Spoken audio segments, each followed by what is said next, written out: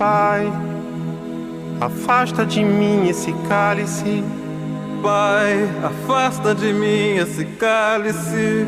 Pai, afasta de mim esse cálice de vinho tinto de sangue. Pai, afasta de mim esse cálice, Pai. Afasta de mim esse cálice, Pai. Afasta de mim esse cálice de vinho tinto de sangue. Como beber dessa bebida amarga, tragar a dor, engolir a labuta. Mesmo calada a boca, resta o peito. Silêncio na cidade não se escuta. De que me vale ser filho da santa? Melhor seria ser filho da outra. Outra realidade menos morta. Tanta mentira, tanta força bruta. Pai, Pai, afasta de mim esse cálice. Pai, afasta de mim esse cálice. Pai, afasta de mim esse cálice de vinho tinto de sangue. Como é difícil acordar calado, se na calada da noite eu me dano. Quero lançar um grito desumano, que é uma maneira de ser escutado. 18 horas e 2 minutos no horário de Brasília. Começa agora para todo o Brasil, no Dia Internacional da Democracia, mais uma edição de Hora da Coisa. E se as coisas parecem confusas, atrapalhadas, vem pra cá que a gente desatrapalha. Milhões de pessoas acompanham o programa pelo DAI, mas você pode fazê-lo também pelas redes sociais, sempre Rádio Band News FM ou no aplicativo Band Play. Boa noite, Bob Forruia. Boa noite, Valio Bene. Boa noite. E começamos com Cálice, né? Música de Gilberto Gil e do Chico Buarque, de 1973, né? Foi censurada, só foi liberada em 1978. Obviamente, o Cálice aí tem a ambiguidade já sonora, né? O cálice do cálice, tinto de sangue, de vinho tinto de sangue, e o cálice do calar-se, porque as pessoas durante a ditadura não podiam falar, né? Remete a passagens bíblicas, na verdade. Tem a mais famosa, que é, segundo São Mateus, Cristo, no dia da traição, na noite da traição, dizendo para o Pai: afasta de mim esse cálice, mas seja feita a tua vontade. Né? Porque o cálice é uma imagem poderosa já no Velho Testamento. Está ali, por exemplo, no Apocalipse, o cálice da ira de Deus, Isaías, Jeremias, nos Salmos. Né? O cálice é sempre a aprovação de Deus ou a ira de Deus, como Cristo. Obviamente, como o Filho ungido, mas que passaria pelo sacrifício, e segundo a mística cristã, para salvar a humanidade, ele diz: Pai, afasta de mim esse cálice, porque sabe que vai passar pela aprovação, né? Que de algum modo representa a ira de Deus também contra os homens, mas ele é o cordeiro que será sacrificado. Essas coisas todas não têm uma compreensão muito fácil, né? As pessoas ficam barateando a Bíblia por aí, ficam barateando o Velho Testamento, o Novo Testamento, mas a compreensão dessas coisas é complexa, vai muito além de picaretas argentários recorrendo à palavra de Deus, recorrendo ao próprio cristianismo, para conseguir posições de poder neste mundo, quando, obviamente, o reino de Deus e aquilo de que falava Cristo não era deste mundo, né? E isso remete, inclusive, à passagem com Pilatos, de que a gente vai ter de falar ainda hoje, já que querem falar de Bíblia, então falemos de Bíblia, mas de maneira informada, né? É claro que no Dia Internacional da Democracia eu começo com Pai, afaste de mim esse cálice, porque a democracia não convive com aqueles que tentam calar os outros. E, claro, não se deve confundir o direito de falar e a livre expressão com crime, que são coisas muito distintas. Não é? Eu começo o meu editorial aqui com uma pesquisa que foi encomendada pelo Fórum Brasileiro de Segurança Pública, que obviamente é apartidário, não é? Ou até, se quiserem, suprapartidário, porque ele reúne, né, os secretários de segurança e pessoas envolvidas com a segurança de todos os estados, e encomendado também pela RAPS, a Rede de Ação Política pela Sustentabilidade, e quem fez a pesquisa foi o Datafolha. E há dados muito preocupantes, mas nada surpreendentes. O ser preocupante e o ser surpreendente não são coisas contraditórias, né? O não ser surpreendente é preocupante, a gente já sabia e está confirmado. Do que é que eu estou falando? 2 em cada 3 brasileiros hoje têm medo. Medo de assalto, Reinaldo? Talvez também, mas não. Aqui se fala medo, essas pessoas têm, de ser agredidas em razão da sua posição política. Olha a que estágio chegamos. Tá? Então as pessoas têm medo de apanhar, de sofrer alguma agressão, de serem ameaçadas em razão da sua posição política. E nós estamos vendo isso se multiplicar por aí, pessoas estão morrendo. Ações de governos têm consequências, ações de governantes têm consequências. A multiplicação por 4 das armas em circulação no país em menos de 4 anos é uma barbaridade criminosa, porque sem controle nenhum, e nós vamos ver isso daqui a pouco. O Exército admitindo que não tem como fazer controle. Aliás, quando chegar lá, me lembrem de comentar isso, porque o Exército deu uma resposta que eles precisariam de 12 homens por 180 dias para mapear essas coisas todas de armas, e eles não dispõem desses homens. Meu Deus, é mesmo? Então estamos fritos. E essas pessoas hoje têm medo, né? 67,5% disseram isso. Né?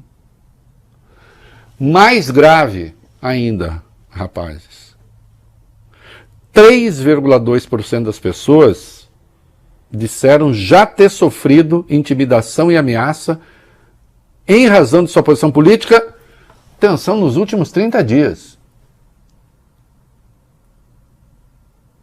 Alguém acha que vai sair bom país daí? É mesmo. A irresponsabilidade, inclusive, de empresários com posições importantes na sociedade em relação a isso, chega a ser chocante. 3,2 só? São 5 milhões de pessoas. Mas isso tudo tem eleição, se resolve. Não. Essas coisas se deterioram. Porque aí funciona a lei da reação, recompensa. Se o cara ameaça e o outro se intimida e o outro se recolhe, esse que ameaçou se sente recompensado pelo silêncio do outro e sabe o que ele vai fazer, Bob Furuia? Vai fazer ainda mais da próxima vez. Até chegar à eliminação do outro mesmo. Não, a sua presença no mundo me incomoda. Eu não quero você. Eu não quero você pensando as coisas que você pensa.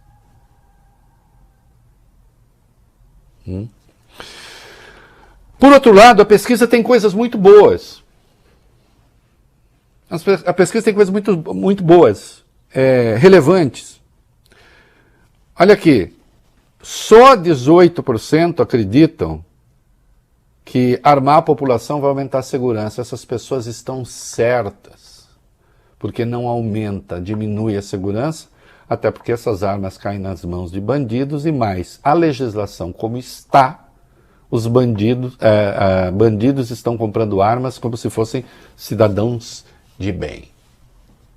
Isso está comprovado, isso aqui não é um chute.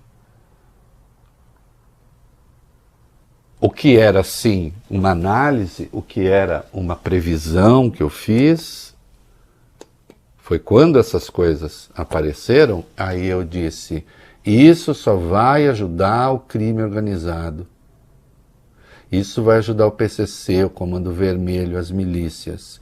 E ora vejam, essa expansão sem responsabilidade nenhuma das armas está ajudando o Comando Vermelho, etc, etc, etc, as milícias e o PCC. Bola de cristal? Não, lógica. Mas essa minha bola de cristal aqui representa a lógica. Porque esse armamento nada tem a ver com autodefesa. Ninguém precisa de 30 armas, de 60 armas, de 5.000 projéteis para se autodefender.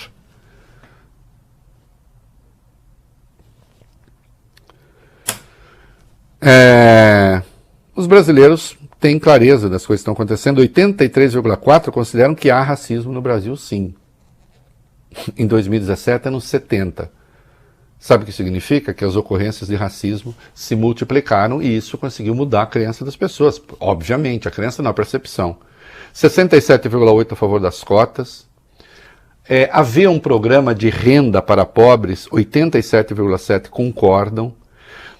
É preciso melhorar as prisões para aumentar a segurança, que é outra evidência fundamental. 67,6% dizem que sim, 82% concordam com demarcação de terras indígenas, né? E 88,1% rejeitam golpismo.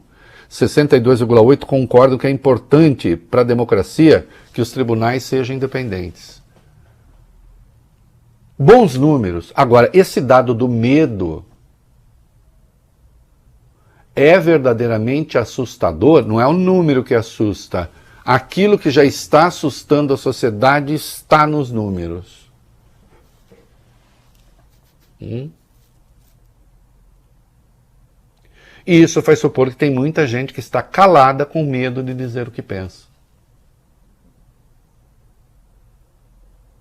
Não sei se vai acontecer, mas não se surpreendam se tiver muito voto intimidado, que o cara não vai falar para ninguém, mas vai chegar lá na hora da urna e vai votar.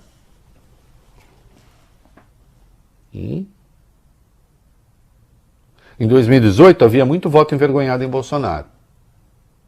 Porque ele era meio grosseirão. Né? Mas as pessoas tinham um certo receio. Hoje ninguém mais tem constrangimento nenhum. Hoje me parece o voto envergonhado pode estar a ver do outro lado. Medo. 2/3 da sociedade brasileira, mais de 2/3, um pouquinho mais, com medo. Mais de 5 milhões de pessoas ameaçadas só no último mês. E aí não adianta estar com um instituto de pesquisa não, porque isso é encomendado por entidades sérias que certamente querem saber com que critério a coisa toda está sendo feita. Não é o que eu chamo de pesquisa delivery.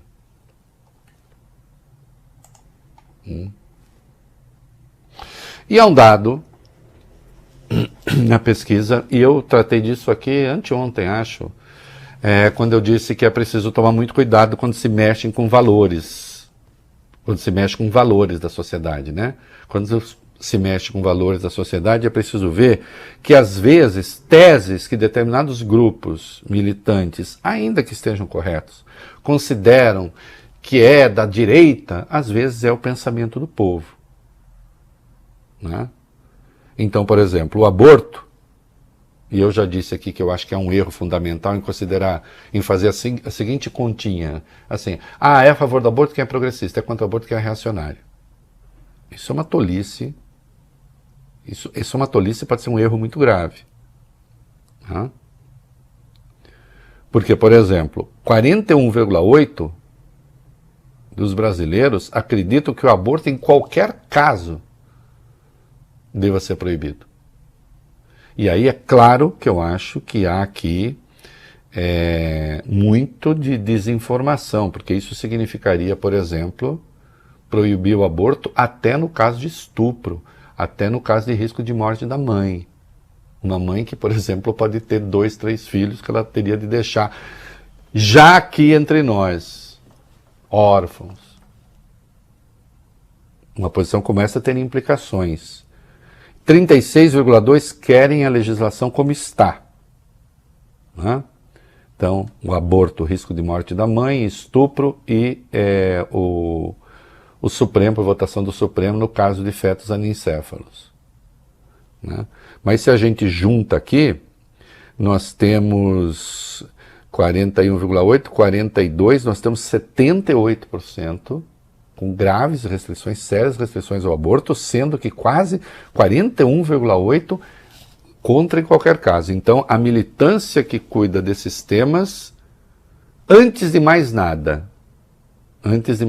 fica aqui uma recomendação. É preciso antes cuidar da educação e do convencimento. Deixem a estridência para depois. A estridência militante, não vai aqui nenhum viés negativo no que eu estou falando. Mas a estridência militante fica para depois. As pessoas precisam ser educadas e convencidas. Elas precisam saber quais são as consequências de determinadas posições. É preciso que isso seja colocado na vida delas. É preciso perguntar ao pai aqui que diz que é contra o aborto em qualquer circunstância, se seria contra também caso sua filha fosse estuprada e engravidasse. Ou se é fácil ter essa posição quando se trata da filha dos outros. Mas isso tudo é um trabalho de educação e de convencimento. Que às vezes a estridência tem um efeito contrário. Faz com que as pessoas se aferrem ainda mais às suas posições originais.